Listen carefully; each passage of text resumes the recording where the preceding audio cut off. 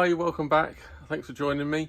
Now, before we get started, I'm not going to keep on repeating the point, but it's been brought to my attention that if I was to get 1,000 subscribers, I could monetize this channel.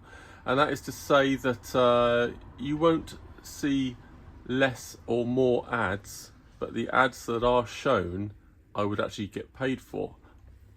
0.2 of a pence or even less than that, I think. However, that could go a long way for me making better videos for you. In particular, I could really do with getting some of those sort of flat LED lights and really illuminating the garage a bit better so you can actually see what I'm trying to show you. So if you could subscribe, that'd be great. Now let's crack on. Okay, so as you can see, I've put the indicators on here.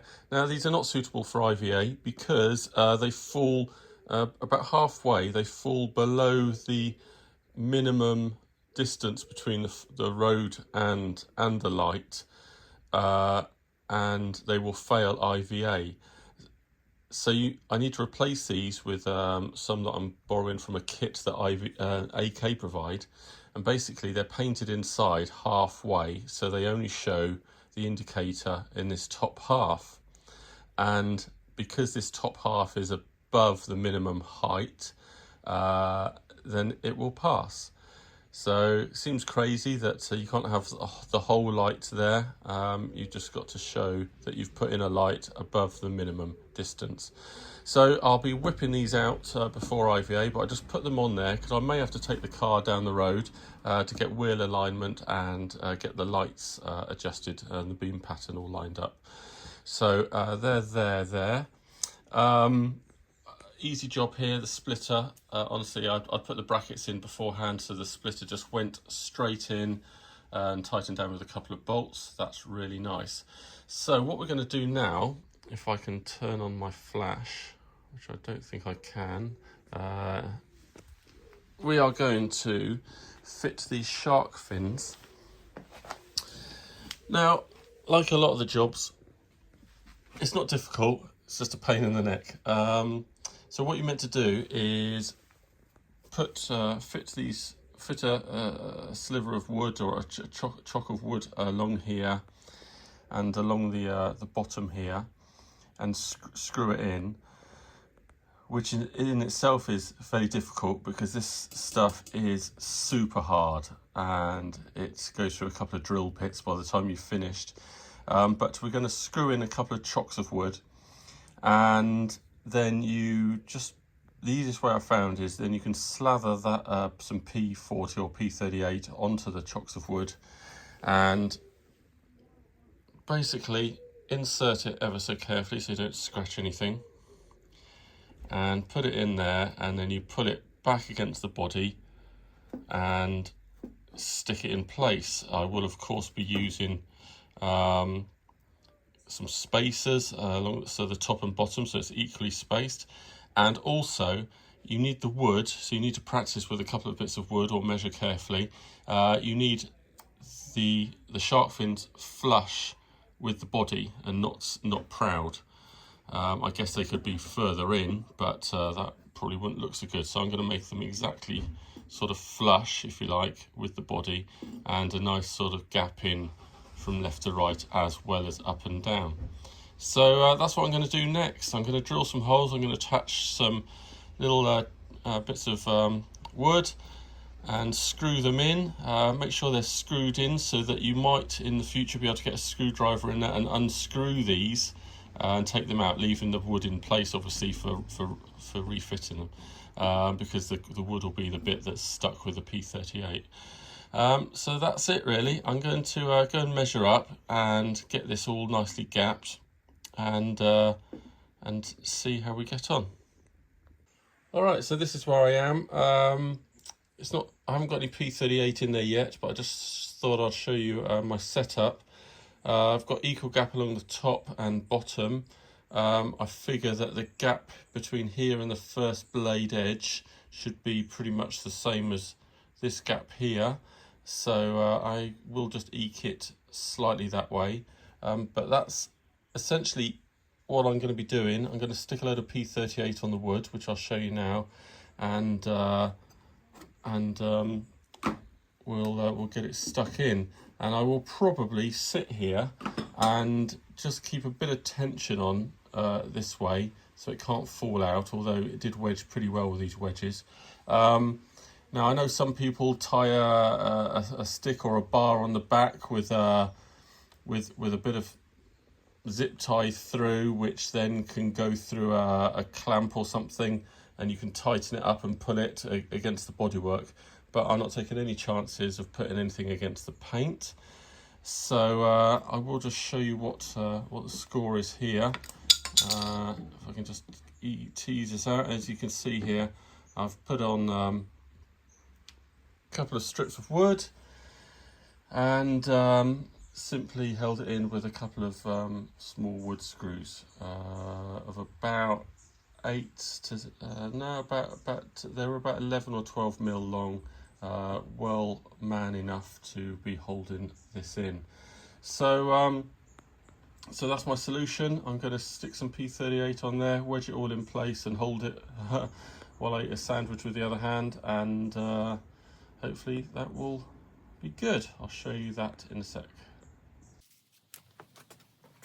Okay, let's see if we can get this stuff in place. I'll put my P38 top and bottom. Let's hope we don't smear it everywhere. Okay.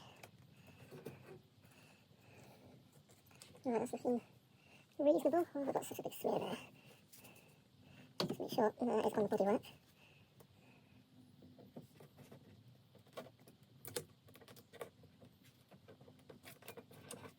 Should have stopped that a bit better. What are you messing about for? Right. Here we go then. A bit dramatic.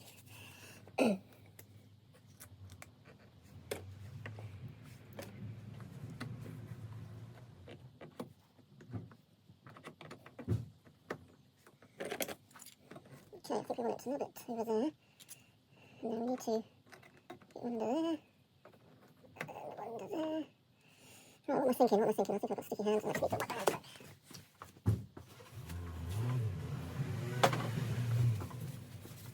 Okay, so WD-40 is pretty good for getting that stuff off.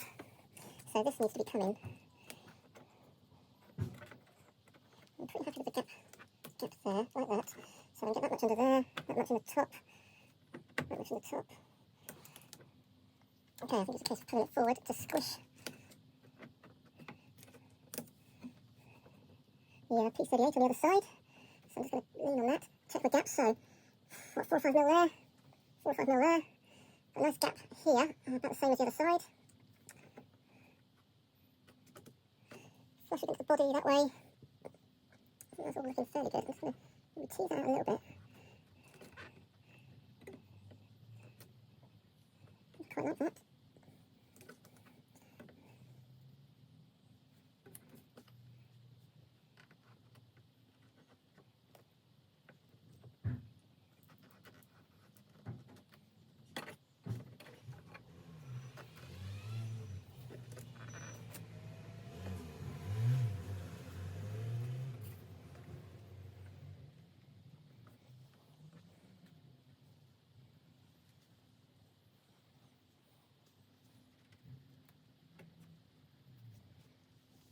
Okay, good stuff. I think that's okay. So I'm just going to hang on this and... Alright, so after that messing around and having sticky fingers, use WD-40 to get it off. Good tip there. I think I've got all the gap in okay. It's like 4 mil top, about 4 mil around the bottom. I like the gap here and I like the gap here. Flush against the bodywork, which is all nice.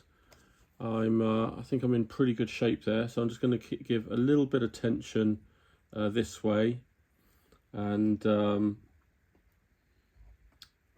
just wait until the P38 goes off, and then we'll see what it looks like. And there we go, there's the finished job. So nice even gap all the way around. Really quite pleased with that. Nice and flush against the bodywork. Of course, for IVA, you need to put over a bit of rubber trim on each one of these, and then it'll pass no problem. And yeah, I think that's good. So just to repeat on the other side. Thought I'd just do a quick shot of the exhaust fitted here with the shark fins. Looking pretty good. Black ceramic does soften the exhaust a little bit. Looks pretty good against that green. There we go. Alright, so we're talking door locks now. Not looking forward to this. I haven't done it on any builds of any kind.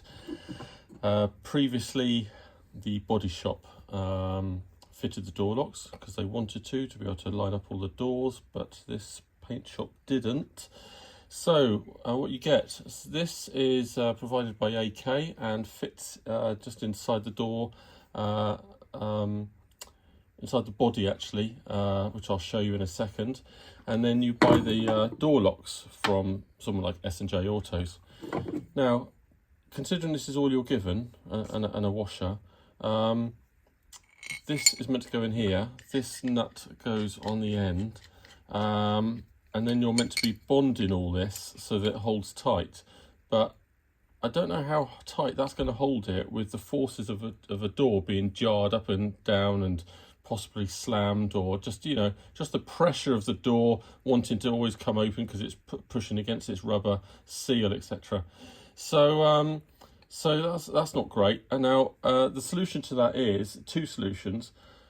A bit of thin pipe, you know, a bit of silver pipe, you know, 10mm or 8mm or whatever that is, cut to length. And then if that's put in there, you can obviously just do this nut up to tighten up against the tube that you've got in there, and that will hold it firmly.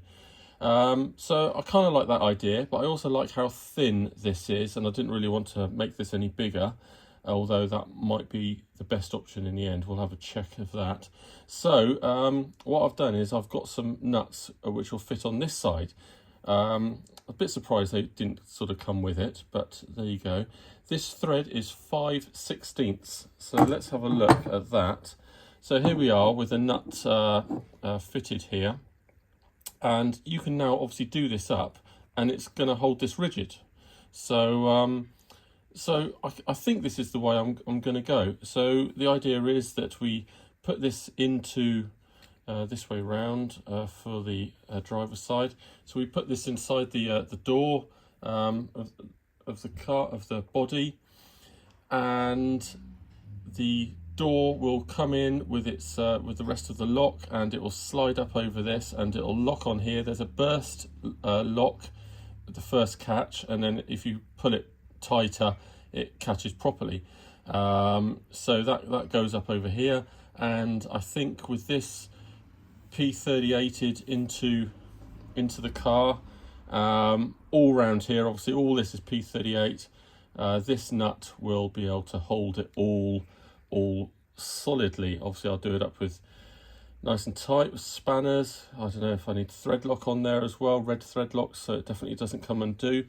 But I think that is the way forward. So I've basically done this nut up to the end of the thread, and then I'm just going to be doing this nut up to really lock it into place. So let's just have a look, see how that looks. Okay, so this is how it's all going to fit. This lock attachment will be bonded into here, and I think the best way of seeing where this bonds would be just to close the door and make it lock, and then see roughly where it is. So let's do that. So if I hold this up away so that it can slide into the lock past its burst and actually properly on it. Right, so then I push the door in against its rubber seal so it's flush this side. So I guess that's where it needs to go, right? It needs to be bonded into this position. I guess that's really handy actually. It's kind of holding it in place. So I think what I'm going to do is just mix up some P38, put a load of hardener in there, because certainly in my first body shop put a load of hardener in there so that it's turned really quite red. The body filler bonding. So I think we'll just do that, mix it all up, make sure we get it in all the gaps all around here. Bearing in mind we don't want too much on this side, because the inner door sort of card has to come in here to hide all this gap and wires and everything, and that's what you put the carpet on after. So we don't want that sticking out too much to cause too many problems. I guess this could be ground down. I mean, this is going to be absolutely solid when it's all bonded in, so you know, we could file this down and give it a few extra mil if needed, so that the card can lay flat on here with its carpet on. But anyway, I think if we come up with a solution to hold this door in place up against its rubber, we can just bond all this and leave it to set for 24 hours, and that's it. And then after that, we have to get to cut 2 blocks of wood for 2 reasons. We're going to put 2 blocks of wood, top and bottom, with even more P38 all around it, but nice and flush on this side, because it serves as helps us twice, because it's going to add strength to this all this gubbins here, but it's also something that the inner door card can screw into, and you have to do other blocks of wood dotted around all the way underneath the door, etc., to hold that.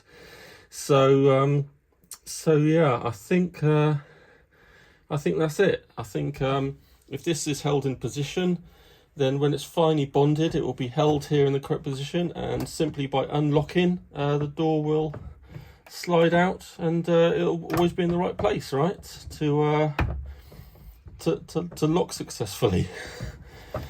So yeah, that's what we're gonna do. I think that should work okay. All right, so I've loaded up this this beast here. I guess I'm just gonna slide it into place, and hope I don't make too much of a mess. So that's in its final locked position. Door is nice and flush there. Yeah, about let's make sure this is flush. So I want it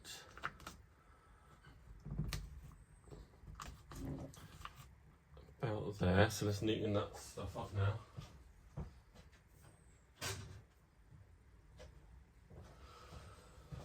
Oh, it's all a bit tense, so I guess I'm just smoothing this stuff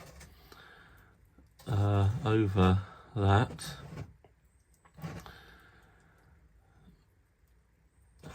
So that I can put some chocks of wood in later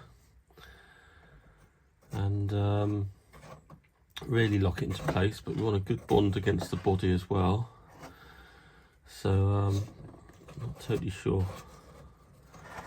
how to do that. Might have to resort to using my fingers in a minute. I need it right around the back there, make sure we got a good seal around the back.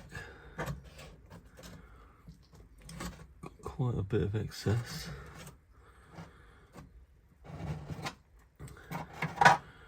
And you know, limited time and everything. That's I don't know, that seems all right from what I can see.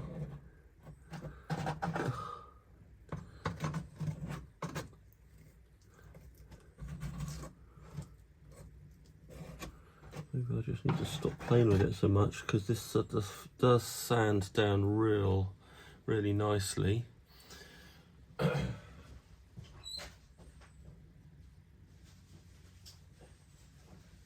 Videoing yourself. I am.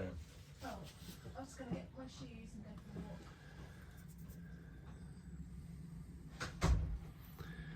Okay, let's just try and neaten this up a little bit. So I've got less sanding to do with my finger. That all seems to be quite a nice block there. It's pretty tucked in around the back as well, nice, and got no voids from what I can feel around the back of the lock. Obviously on my next pass with the blocks of wood I can really lock in this this nut here. So I do feel like this door is not, oh, it does look, that is nice and flush. Just need to push that. Trouble is, the more you push it this way, the more that this attachment kind of pushes out into where the inner door card goes. But you know, we do want it flush on the outside. So if worst comes to the worst, we can cut the door card out to go around that, and by the time you put some carpet over the top, you're not even going to see a very slight lump there. And I think the side of the seat is pretty obscure in this anyway, but that's not to say we're obscuring a bad job, but you know, the carpet would just have a little lump over there, and I think that would be absolutely fine. So I wouldn't want to get this out again if it's wrong. We're on the double lock there, past the burst onto the main lock. We're all locked in. This door is nice and flush on the outside, nice and flush at the top. No real voids. I think I'm pretty happy with that. So I think I'm not going to play with it anymore. We're just going to let it go off, and I think that's pretty nice, really. So I'll let it go off. I'll get a couple of blocks ready and then do a final fit of them in a minute. Also covered in P38 in a minute. I mean, you know, tomorrow. And just lock them in there and put loads of gear around so that it's locking up against the back here to the block of wood and locking in this whole metal bracket. And I think that ain't going to move. All right. Okay, so it's going to be the same deal on this side. So I've got the door lock attached with a spacer, which replicates a door card being fitted in there. I've attached my 5/16 bolt on this side with strong thread lock, and then I've attached the bolt on this side with strong thread lock and got all this in position. Made the door flush on the outside there. So this is the final place. So what I'm going to be doing, same as before, slathering on a load of P40 is actually what I'm using, which is the thicker stuff. P38 is more the granular, small repair stuff. So P40, and we'll just slather a load on here and get that into position just like before. Lock it into position past the burst to the final position, and that's it. And make sure the door's flush and smooth it all out, and hopefully that will be good. All right, let's get cracking with that. All right, here we go. Oh, I'm not having a good time. So in we go. Make sure it's on that final locking position. Door flush, pretty good. Oh, that is not in its final position, right?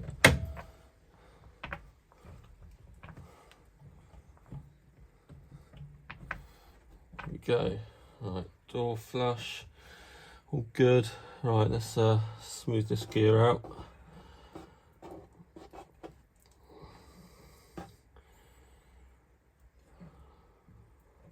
I'm going to try and encompass it all the way round to really wedge it in these holes and gaps, and fill up the back as well.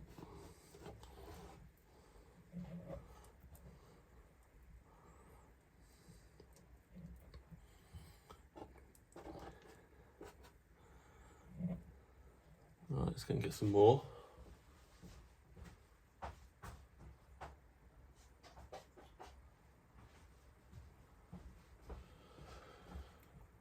Whew. Right, strong gear. So I had a little void around the back there. So I'm just going to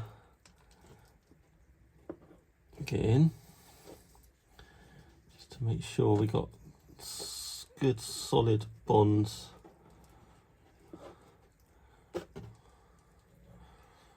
No point in having any voids there, making weak spots, because this door is obviously going to see some abuse from people that don't know how to be careful with closing the doors. I generally just hook my arm over the door and pull it tight, rather than attempting to slam it.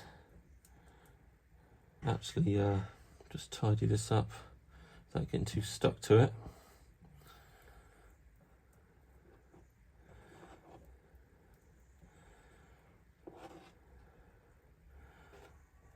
That's all good around the back. That's solid. Nice.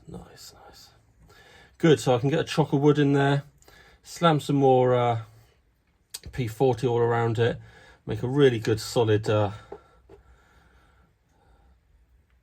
connection between this back bulkhead and the lock, and hopefully that will see a good few years of use.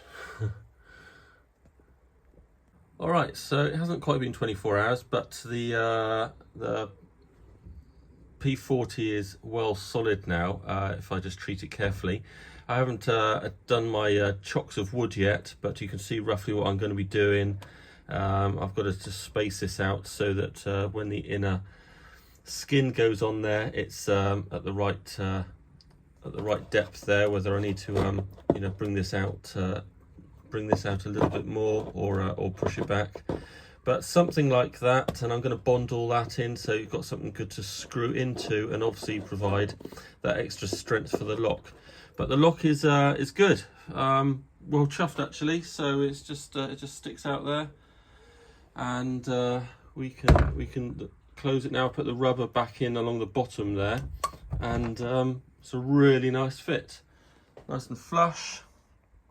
So excellent job, and the same on the other side. So pretty successful. I'm fairly chuffed with that. So I've got to stick a bit more of the rubber trim up this section. It's always tricky to get around here. I'm not sure if I just need to open up the back of it so it just goes in a bit of a zigzag, or straight up across the zigzags. So I'm going to do that. And from now I'm going to be sort of jumping about a bit, because basically I've got to get it prepped for IVA.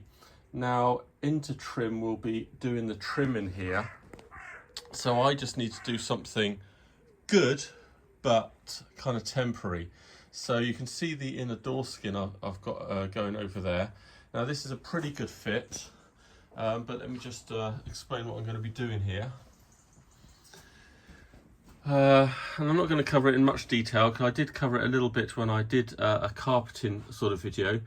Now, it does look like AK have put a line down here that maybe I should be cutting to move all this back, because you can see at this end there's a large gap that I can put my finger into. So, however, I'm not willing to do that, because this whole triangle fits so well over here. So I'm going to leave this, and instead what I'm going to be doing is what I did last time, because I think this whole sheet is quite unwieldy to try and fit it all in one go.